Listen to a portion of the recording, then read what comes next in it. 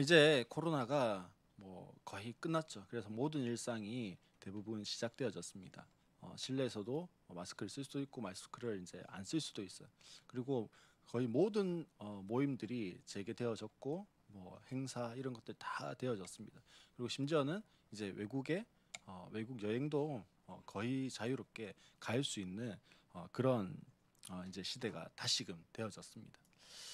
코로나 사실 시작되어졌을 때요. 언론에서 제일 많이 다뤘던 초창기에 이제 막 시작되어졌을 때 제일 많이 다뤘던 뭐 이야기가 단어가 코로나19 뭐라고 코비드 뭐 이렇게 이야기했던 그 단어였습니다. 그리고 초창기에 또 하나 제일 많이 다루었던 단어가 뭘까요? 그 전까지는 사람들이 잘 몰랐어요. 근데 코로나가 탁 터지면서 알게 되어졌습니다. 그 단어는요 신천지였어요. 신천지. 신천지 들어보셨죠? 근데 코로나 이전에도 자주 들어보셨는지 모르겠어요. 근데 코로나가 터지면서 가장 많이 듣게 되어졌습니다. 사람들은 누구나 각자가 믿고 있는 것들이 있습니다. 가까운 사람 있는 아내를 믿기도 하고요. 남편을 믿기도 하고 자녀를 믿고 형제를 믿고 친척을 믿는 게 당연해요. 그런데요, 이 신천지라고 하는 것은 뭘 이용하냐면 그 믿음을 이용해요. 남편과 아내의 믿음, 자녀와의 믿음, 또 친척과의 믿음, 형제 자매의 믿음, 뭐 이런 걸 이용합니다. 그 믿음과 신뢰를 이용해서 만든 이단이 이 신천지라고 하는 이단이에요. 내가 믿는 사람, 내가 신뢰하는 사람을 통해서 접근을 합니다. 그리고 그 관계를 이용해서 신천지에 빠지게 하는 거예요. 그러니 신천지의 이 포교 대상이 되는 사람, 그 사람이 뭐 빠지고 나면 어쩔 수 없지만 빠지지 않았는데 나를 그렇게 이용했다라고 하는 것을 알게 되면 어떨까요? 배신감이 이루 말할 수 없는 거죠. 그래서 그렇게 알게 되어지면 그 관계가 어떻게 될까요? 깨어지는 거죠, 사실. 가족일 수도 있고 친척일 수도 있지만 이제 그러면 더 이상 관계가 지속될 수 없는 겁니다. 사실 사람들에게 뒤통수 맞았다 혹은 배반당했다 배신당했다 이게요 얼마나 사람을 비참하게 만드는 것이고 분노하게 만드는 것인지 모릅니다. 근데 오늘 본문이요 바로 그런 본문이에요. 3년 동안 같이 했는데 동고동락 했는데 뭘 시게 맞는 겁니까? 뒤통수를 시게 맞는 거고 배신을 당하는 거예요. 그 배신을 당하면 우리 성도님들은 어떤 마음이 들까요? 3년 동안요 먹고 자고를 같이 했어요. 먹고 자고를 같이 했는데 배신을 당했습니다. 그때 오는 그 배신감 그리고 그때 오는 그 분노함 이게 얼마나 컸을까요? 심지어는요 지금 뒤통수 치기 전에 배신하기 전에 예수님 이야기해요. 너희들이 조금 있으면 나를 모른다고 전부 다 부인할 거야. 배신하고 다 도망갈 거야. 이렇게 했더니 12명의 제자가요. 전부 다 하나같이 절대로 그런 일은 없습니다. 우리는 선생님을 따라서 죽는 데까지도 갈 수 있습니다. 그렇게 이야기했어요. 근데 실제로 그 일이 탁 일어나지 어떻게 됩니까? 전부 도망가고 없었습니다. 오늘 본문 54절 말씀해 보면요. 이렇게 돼 있습니다. 그들은 예수를 붙잡아서 끌고 대제사장의 집으로 데리고 갔다. 그런데 베드로는 멀찍이 떨어져서 뒤따라갔다. 이렇게 돼 있어요. 12명의 제자가 있는데 그 중에 한 명은 예수를 넘겨주고 파는 것으로 배신을 했고요. 나머지 11명이잖아요. 11명 가운데 10명은요. 예수님 잡히는 거 보고 전부 다 도망가 버렸어요. 그리고 한 사람 남았어요. 한 사람. 이 사람이 베드로였습니다. 베드로는 멀찍이 예수를 따라갔다. 이렇게 돼 있습니다. 그나마 예수를 따라가는 제자가 한 명이라도 그래도 있었다. 그렇죠? 그런데 성경에 등장하는 이 베드로라고 하는 사람은요. 되게 다혈질적이에요. 그래서 언제나 나서기 대장. 그래서 뭘 하든지 자기가 제일 먼저 나서야 돼요. 말을 할 때도 자기가 제일 먼저 말을 하고 뭘 행동을 할 때도 제일 먼저 행동을 했던 사람이 이 베드로였습니다. 우리가 읽진 않았는데요. 누가복음 22장 50절에 보면 로마 병정들이 예수님을 잡으러 옵니다. 그때 대제사장과 그 종들도 같이 와요. 그때 베드로가 어떻게 했냐면 자기가 가지고 있던 검을 뽑아가지고 대제사장의 종의 귀를 베어버렸어요. 칼로. 그만큼 혈기가 많은 사람이 베드로였습니다. 근데 지금은 어떻게 하고 있어요? 한 4절 지나갔어요. 50절에 그렇게 했으니까. 4절 지나갔는데 멀찍이서 따라가고 있습니다. 근데 질문이 생깁니다. 왜 베드로는요, 예수님이 지금 신문 받고 있는 그곳까지 갔을까요? 다른 제자는 다 도망갔는데 왜 갔을까요? 오늘 이 누가복음에는 나타나지 않아요. 근데 병행본문이라고 하는 똑같은 기사를 쓰고 있는 마태복음에는요, 이렇게 기록합니다. 마태복음 26장 58절에 보면 그는 결말을 보려고, 즉 예수님이 어떻게 되는가 보려고 지금 따라갔다는 거예요. 벌찍이서. 왜 결말을 보려고 했을까요? 예수님이요, 내가 잡혀갈 거야. 근데 어떻게 될 거라고 이야기하셨냐면 내가 잡혀가서 죽을 거야. 근데 다시 살아날 거야. 이렇게 이야기하셨거든요. 그러니까 궁금한 거예요. 진짜 죽을까? 진짜 살아날까? 궁금했습니다. 그래서 베드로가 어떻게 했냐면 예수님을 따라갔어요. 멀찍이 따라갔어요. 근데 55절에 보면 멀찍이 따라갔는데 55절에서 뭐라고 되어 있냐면 가까이 갔어요. 어디 가까이 갔냐면 불 가까이로 갔습니다. 예수님은 멀찍이 따라갔는데 사람들이 있는 그 가까이로 싹 갔어요. 마치 그 미술이나 뭐 이런 거 할 때 보면 원근법이라고 하는 것이 있습니다. 멀리 놔두기도 하고 가까이 놔두기도 하고 뭐 이런 걸 원근법이라고 그러죠. 지금 성경이요 54절과 55절이 원근법처럼 그렇게 사용하고 있어요. 예수님은 멀리서 지금 보고 있고요. 지금 어디는요? 사람들이 있는 그곳은 가까이에서 다 있어요. 근데요, 베드로는 예수님의 제자예요. 예수님이 따라가는 사람이에요. 그러면 누구 가까이 있어야 되고 누구와는 멀어져 있었어야 될까요? 사실 예수님께는 가까이 가 있고요. 그 대제사장이라고 하는 그 사람들의 무리, 즉 세상이라고 이야기할 수 있는 그들과는 멀어져야 되는 거예요. 세상의 문화와는, 세상의 가치와는 멀어져 있고 예수님께 가까이 가야 되는데 거꾸로 하고 있어요. 지금 예수님께는 멀어져 있고요, 세상의 문화와 세상의 가치와 세상이 좋다고 하는 그것들에는 가까이 가 있어요. 왜 그럴까요? 이미 베드로가 병들어 있는 거죠. 사실 영적으로.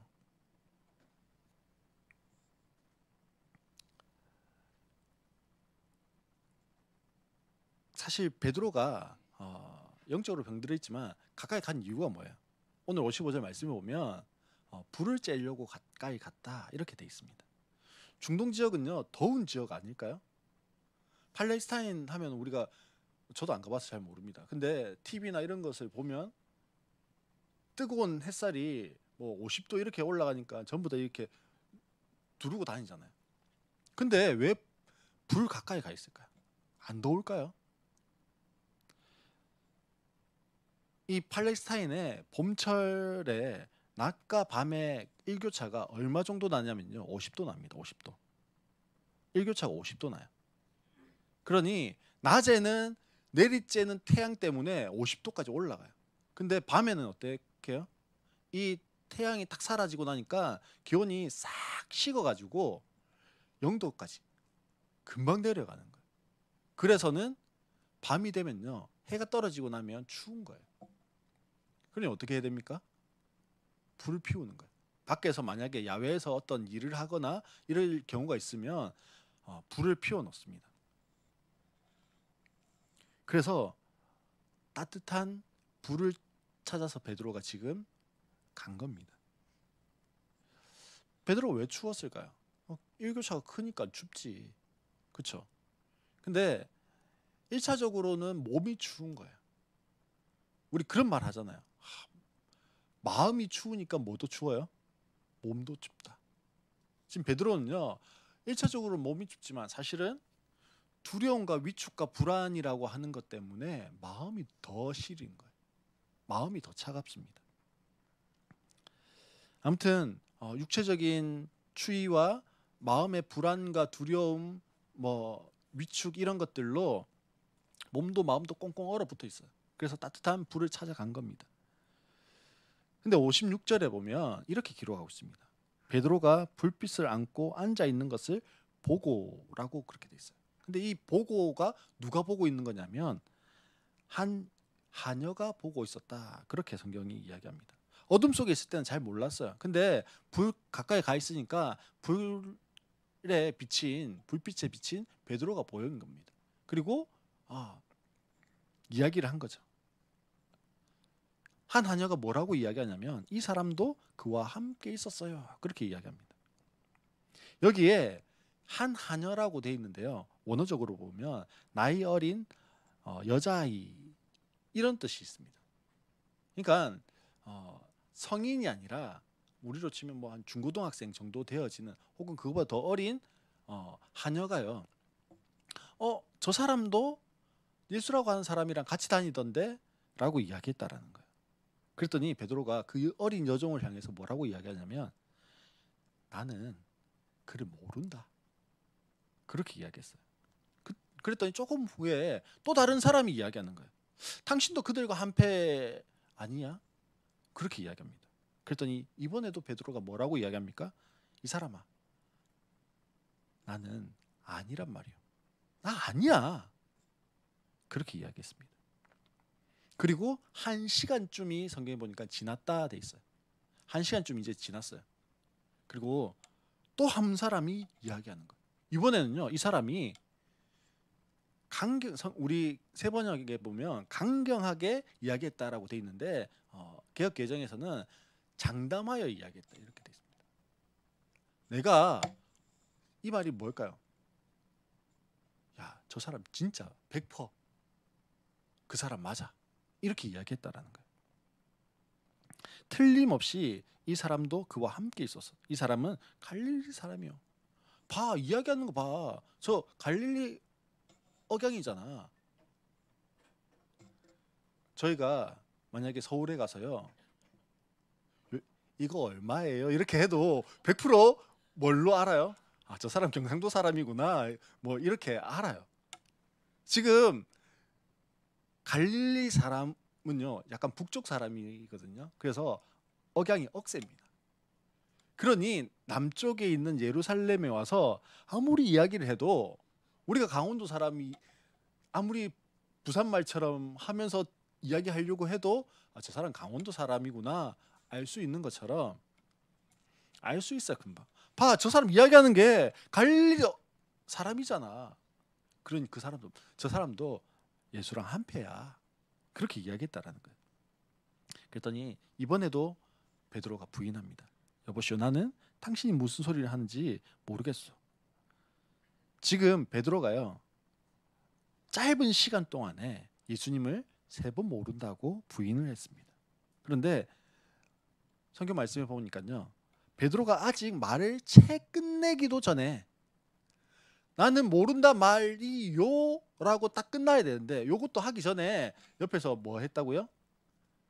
닭이 곧 울었다라고 60절에 그렇게 이야기하고 있어요. 그래서 닭 울음 소리에 베드로가 회심했다 뭐 이렇게 이야기하기도 하는데요. 그런 것 때문에 천주교에서는 천주교의 그 첨탑 위에 뭐가 있어요? 성당에는 이 닭이 있어요. 닭이. 베드로가 첫 번째 교황이라고 생각하거든요. 그래서 닭이 딱 있는 거예요. 하지만 본문을 잘 보면요, 베드로가 닭 울음 소리 때문에 회심한 건 아니에요. 닭 울음 소리는 하나의 신호였어요. 어떤 신호요? 61절에 보니까 주님께서 돌아서서 베드로를 똑바로 보셨다. 무슨 말입니까? 지금 베드로가요, 나는 아니란 말이요, 꼭끼요 끽끽끽 뭐 이렇게 하고 있는데 예수님과 눈이 탁 마주친 거예요. 그 순간에 베드로는 주님께서 자기에게 오늘 닭이 울기 전에 내가 3번 나를 모른다 할 것이다 했던 그 말씀이 생각났다라고 성경이 이야기합니다. 지금 베드로와 예수님의 그 시선이 딱 마주쳤을 때 그때 베드로의 마음이 어땠을까요? 가장 보여주기 싫은 순간, 가장 들키기 싫은 순간을 예수님께 들킨 것처럼 시선이 마주쳤습니다. 예수님과 그 아주 짧은 시선이 딱 마주친 그 시간 동안에 이 베드로의 머릿속에요 5만 가지의 그림들이 흘러갔을 거예요. 가까이에서는 최후의 만찬이라고 하는 예수님과 마지막으로 식사했던 그 장면이 떠올랐습니다. 그리고 그 자리에서 나는 예수님을 죽어도 따라갈 겁니다 라고 호언장담했던 그 자신의 모습이 떠올랐을 거예요. 예수님과 함께 했던 그 수많은 시간들, 수많은 사건들, 그 속에서 누렸던 은혜들, 조금 전까지 자신의 모습들, 예수님과 마주치는 그 찰나의 순간, 그 잠시의 순간 동안에 얼마나 많은 장면들이 지나갔는지 모릅니다. 얼마나 많은 생각들이 또 떠올랐을까요? 이 모든 순간 이후에 베드로가 할 수 있는 것이 무엇일까요? 아무것도 없었습니다. 그저 비통해하면서 울 뿐이었어요. 베드로는 하염없이 울고 또 울었습니다. 왜 울었을까요? 나는 아니란 말이요. 그 이야기를 하고 있는 그 자신, 입을 쥐어받고 싶지 않았을까요? 아니긴 뭐가 아니야. 예수님 제자 맞지. 근데 뭐가 아니라고. 그렇게 호언장담할 때는 언제고. 이렇게 예수님을 한 여자에게도 모른다고 부인하는 자신의 모습을 보면서 얼마나 후회하고 있었을까요? 사랑하는 성도 여러분, 베드로는요 예수님 3번 모른다고 부인합니다. 그러면 나는 예수님을 베드로와 같이 부인하고 있지는 않습니까? 언제 부인했을까요? 학교에서 부인하기 참 쉽습니다. 가정에서도요 예수님 모른다고 부인하기 참 쉬워요. 직장에서 더 쉽습니다. 사람들과의 관계에서 교회 다니는 것이 알려지기 싫을 때가 참 많이 있습니다. 왜요? 왜 알려지기 싫을까요? 알려지고 나면 왠지 내가 좀 더 손해봐야 될 것 같아요. 교회 다니니까 좀 더 착하게 해야 될 것 같아요. 교회 다니니까 좀 더 바르게 행동해야 될 것 같은 거예요. 그래서 내 말도 좀 더 조심해야 될 것 같고 내 행동도 좀 더 조심해야 될 것 같은 거예요. 또 교회 다니는 것을 싫어하는 사람들에게 미움을 받지 않을까, 뭐 이런 마음도 있는 거예요. 놀림을 받지 않을까, 그런 염려하는 마음도 있는 거예요. 그런 이유들 때문에 예수님을 모른다고 부인하고, 아니 부인한다라고 하긴 좀 그렇죠. 그냥 교회 다니는 것을 뭐 하지 않을 뿐이에요? 말하지 않을 뿐이에요. 예, 이순신의 영이 충만한 거예요. 적에게 나의 죽음을 알리지 말라고 하는 그 이순신의 영이 충만한 거예요. 제가 이전에 사역했던 교회, 처음 사역했던 교회, 그 교회에 이제 안수 집사님이라고 하는 분이 계십니다. 원래 예수님 믿으면 평신도 성도였다가 뭐 서리 집사님이 되시고 또 투표해서 이 사람은 이제 교회 일을 하고 뭐 이렇게 하는 거에 많이 봉사하고 헌신할 수 있는 사람이겠다 이렇게 해서 세우는 직분이 안수 집사. 그리고 또 그 다음 또 장로 뭐 이런 분들이 있습니다. 그 안수 집사님이면 나름 교회 성도들이 보기에 저분은 참 믿음이 좋구나 뭐 이렇게 생각하는 분이라는 거예요. 근데 그분이 치과 의사셨거든요. 제가 치과에 갔어요. 지인이라고 이제 간 거죠. 갔더니 어떻게 관계가 어떻게 되시냐. 그래서 그 교회 저는 뭐 그때 전도사였는지 강도사인지 모르겠습니다. 그렇게 이야기를 하고 교회 집사님이다 이렇게 했더니 화들짝 놀라면서 간호사가 자기가 같이 한 7년을 일했는데 교회 다니시는 걸 처음 알았다고 그렇게 이야기를 하더라고요. 왜 이야기 안 했을까요?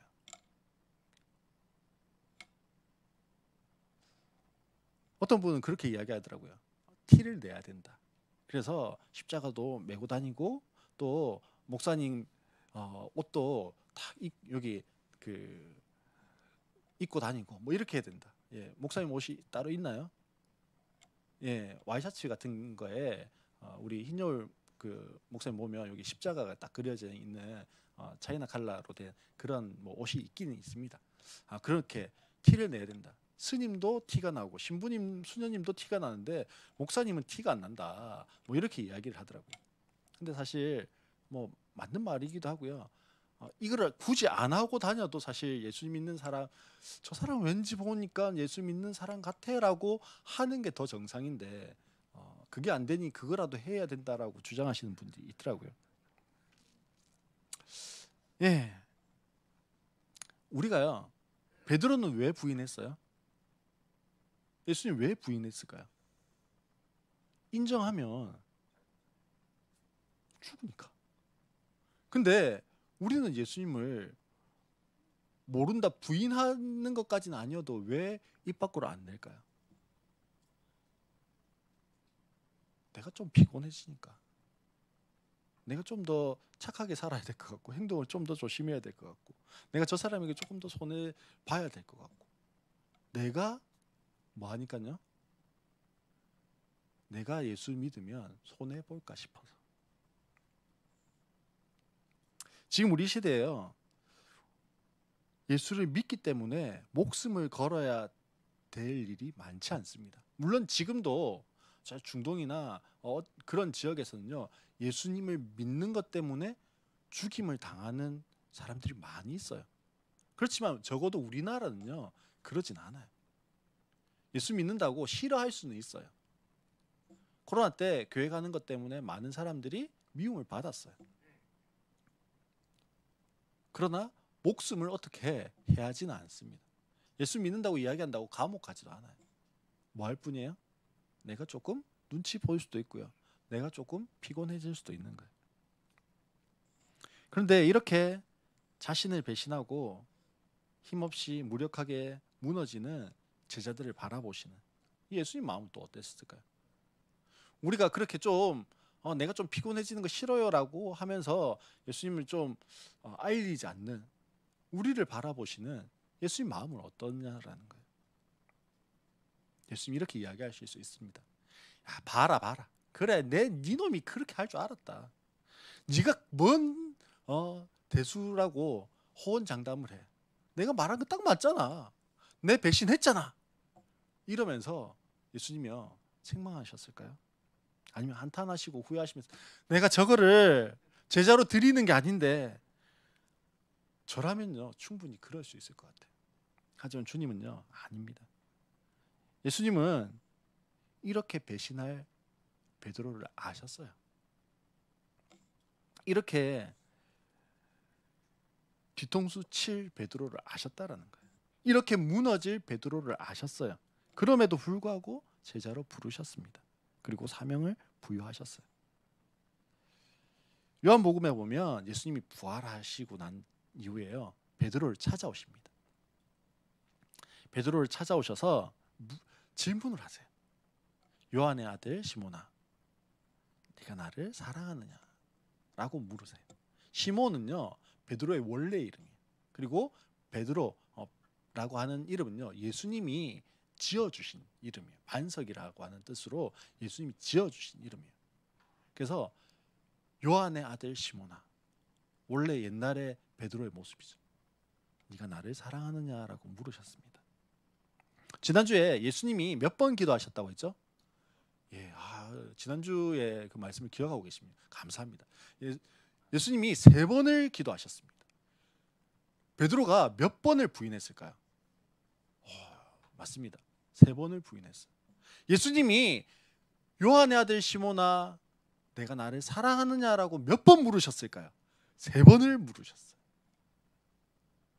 3이 완전수라고 했어요. 하나님의 숫자. 우리도 뭐 3세판은 해봐야지 뭐 이렇게 하잖아요. 3이 완전수예요. 이 히브리는 이 히브리인들은요 숫자에도 다 개념이 있는데 3은 완전 숫자예요. 확실하다, 완전하다 이럴 때 3이라고 하는 숫자를 씁니다. 그래서 예수님의 기도도 확실하고 완전하고 이제는 더 이상 해봐도 소용없다. 이래서 3번이고요. 베드로가 부인한 것도 예수님을 내가 좀 모르는 이게 아니라 확실히 예수님을 완전 부인했다. 그래서 3번 부인한 거예요. 근데 예수님이 3번 물으셨어요. 요한의 아들 시몬아, 네가 나를 사랑하느냐? 어떻게 부인했어요? 나는 아니란 말이오. 그렇게 부인했던 베드로를 향해서 요한의 아들 시몬아, 내가 나를 사랑하느냐라고 3번 물으셨습니다. 그 말은요, 완전하게 회복시켜 주시는 거예요. 완전히 사명을 다시 주시는 거예요. 베드로는 배신자로 비루한 인생으로 그냥 그렇게 살아가는 것이 아니라 사명자로 예수님을 위해서, 그래서 십자가에 거꾸로 매달려 죽기까지 충성하는 인생으로 살게 되어집니다. 그리고 초대교회 사도들을 통해서 하나님 나라의 기초를 놓아가는 그 일을 하게 되어집니다. 오늘 우리에게도 마찬가지. 우리도 예수님 모른다 하고요. 내가 좀 더 편안하게 살아야 되고요. 그렇게 이야기할 수 있습니다. 그래서 나는 아닌데요. 아니면 비록 우리가 말로는 아닌데요가 아니지만 입을 꾹 다물고 교회 다녀? 그냥 가만히 있으면 2등이라도 간다. 뭐 이렇게 하면서 가만히 있는 우리를 향해서요. 그대로 살아가는 것이 아니라 다시금 사명의 자리로 우리를 불러내시는 거예요. 그리고 하나님의 일을 함께 하자라고 말씀하십니다. 사랑하는 성도 여러분, 오늘 어떤 부분에서 베드로와 같이 나는 아니란 말이오라고 예수님을 부인하고 있을까요? 나는 예수님을 부인하는 부분이 있는데 예수님이 나를 모른다 외면하고 부인하지 않으십니다. 언제나 우리가 그분께 나아가면 나를 맞아주시고 안아주시고 품어주시는 분이십니다. 우리는 부인하지만, 그래서 우리는 주님의 손을 때때로 놨지만 주님은 여전히 우리의 손을 한 번도 놓은 적이 없어요.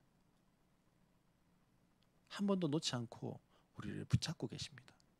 그리고 우리를 안아주시고 우리를 품어주십니다. 그리고 우리에게 말씀하시죠. 서진아, 서영아, 성임아, 지수야, 강원아, 지우야, 현진아, 다원아, 채연아, 서유라, 네가 나를 사랑하느냐? 우리의 대답만 남아 있어요. 주님, 내가 주님 사랑하는 거 주님이 아시죠? 거창한 대답을 원하지 않아요. 와, 주님, 나 주님을 위해서 이따만큼 일했어. 이런 거창한 것을 우리에게 요구하지 않으십니다. 그냥 내가 주님 사랑합니다. 그 대답을 주님 들으시기를 원하십니다. 오늘도 나는 아니다라고 우리를 부인하는 것이 아니라 주님을 향해서 내가 주님 사랑합니다라고 고백해서 그 주님의 다시금 위로와 회복이 있는 우리 모든 성도들 되시기를 주의 이름으로 축원합니다.